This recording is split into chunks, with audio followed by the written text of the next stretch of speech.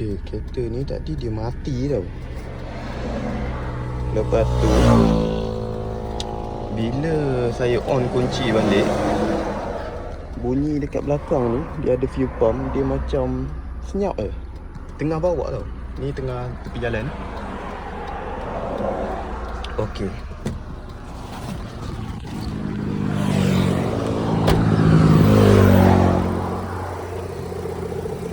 Saya try lah swap dia punya fuel pump. Fuel pump dia dekat sini.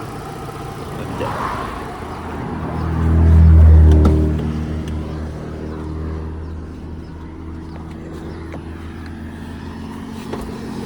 Disebabkan fuel pump dia senyap, jadi saya pun tukar lah yang ni dan fuse 15A ni. Yang ni saya swap je lah. Lepas tu try start, alhamdulillah boleh hidup. Ngam-ngam lah dia mati dekat ni kawasan kubur ni.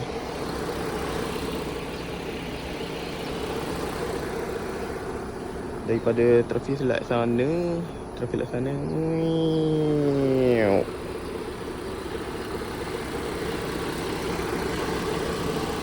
saya try swap lah, swap untuk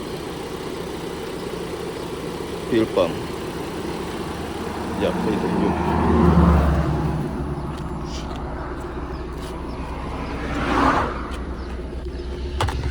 Tapi yang peliknya, kalau fuse dia rosak, dia macam ni tau.